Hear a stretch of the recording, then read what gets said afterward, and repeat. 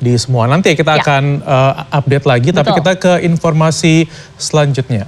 Ya, untuk pertama kalinya ini memang upacara kemerdekaan Republik Indonesia dilaksanakan di Ibu Kota Nusantara. Dan pelaksanaan upacara tahun ini juga jadi yang terakhir untuk pemerintahan Joko Widodo. Persiapan sudah dilakukan sejak jauh hari, mulai dari kesiapan lapangan, istana, hingga hotel di IKN. Produser lapangan CNN Indonesia, Putri Demes, akan mengajak kita menyusuri IKN dalam segmen Jalan Pagi.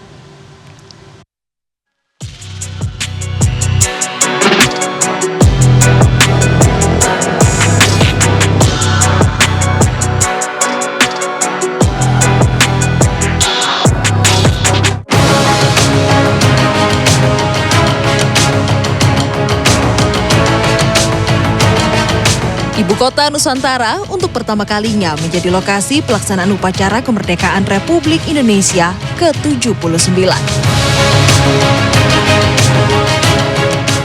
Nusantara terletak di 2 kabupaten di Provinsi Kalimantan Timur, yaitu Kabupaten Kutai Kartanegara dan Kabupaten Penajam Pasar Utara. Kawasan titik nol Nusantara menjadi penanda awal dibangunnya proyek IKN.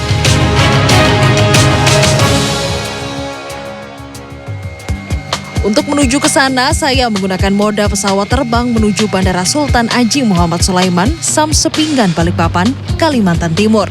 Selanjutnya, saya harus menempuh jalur darat menuju wilayah Istana Nusantara.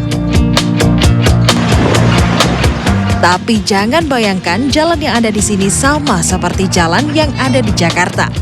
Mayoritas jalan memang belum beraspal. Namun, pada 10 Agustus 2024, ruas tol IKN sudah dibuka. Pengoperasian tol tersebut akan dibuka 24 jam sejak dibuka hingga 18 Agustus 2024. Nah, kalau saya tadi naik pesawat, beda lagi dengan para menteri kabinet. Para menteri telah datang di IKN sejak 11 Agustus 2024. Sebelumnya, untuk datang ke IKN, sebagian menteri mencoba menggunakan transportasi laut, seperti yang dilakukan oleh Menteri Luar Negeri Retno Marsudi. Dilihat di akun Instagramnya, Retno menceritakan setibanya di Bandara Sepinggan, Balikpapan, bersama Menteri Perhubungan Budi Karya Sumadi, Menteri Kesehatan Budi Gunadi Sadikin, dan Menpan RB Abdullah Azwar Anas. Mereka menggunakan kapal kecil dari Pelabuhan Semayang dan tiba di Pelabuhan IHM Ibu Kota Nusantara. Momen menggunakan kapal menuju IKN juga dibagikan oleh Menhub Budi Karya. Di Instagramnya, Budi Karya mengaku menikmati semilir angin Teluk Balikpapan dan pemandangan ikon jembatan Pulau Balang yang belum lama diresmikan.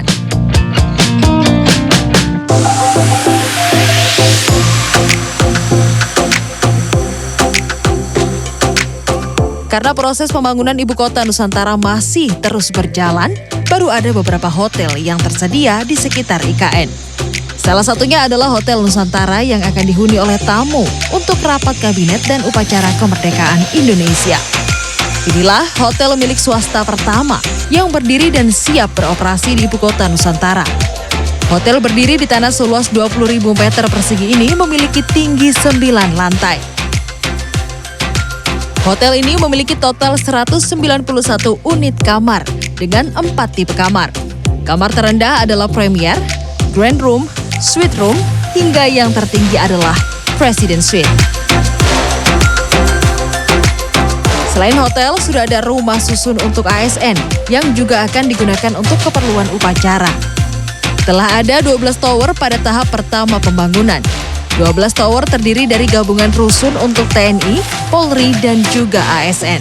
1 unit rumah terdiri dari ruang keluarga, ruang makan, dapur, ruang servis, 3 kamar tidur, dan 2 kamar mandi.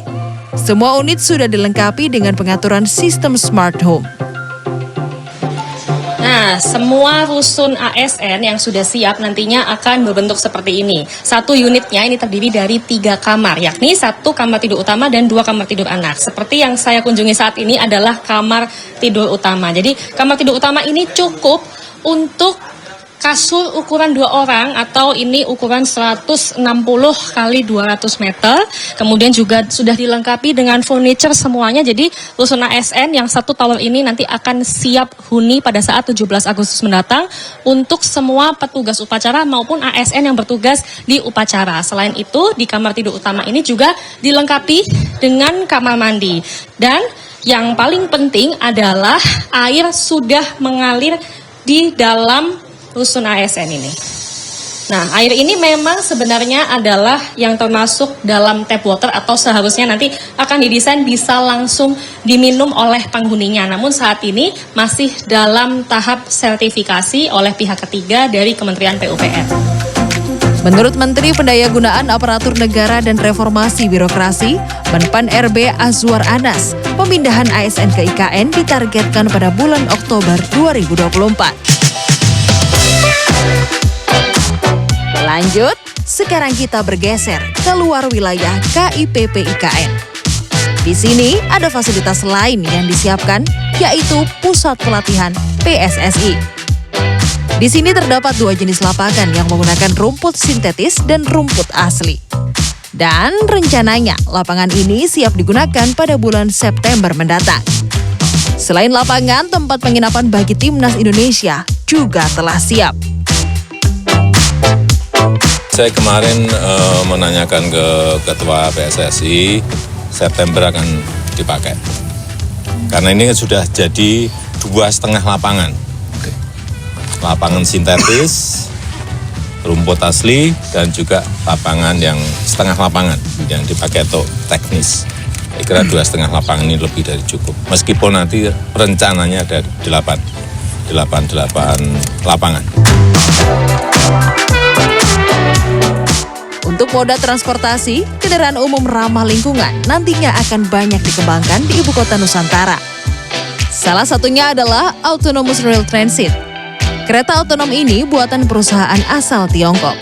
Didesain tanpa rel dan menggunakan sensor magnet yang ditanam di bawah aspal.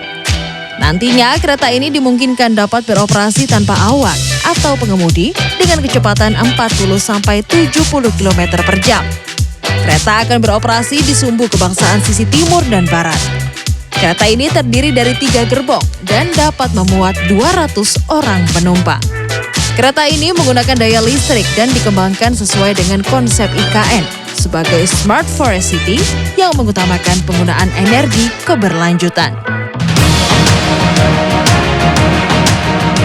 Mengedepankan ramah lingkungan dan energi terbarukan. Ada juga ruang terbuka hijau yang dinamakan Sumbu Kebangsaan. Nantinya kawasan ini akan digunakan untuk area publik.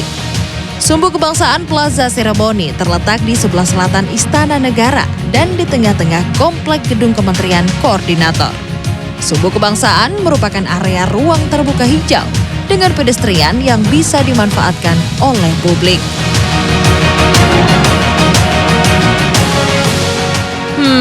Semoga saja dengan segala pembangunan yang sudah terlihat dan pemanfaatan anggaran negara untuk investasi Nusantara bisa membawa kesejahteraan Indonesia di usia merdeka yang ke-79. Tim Liputan CNN Indonesia Nusantara.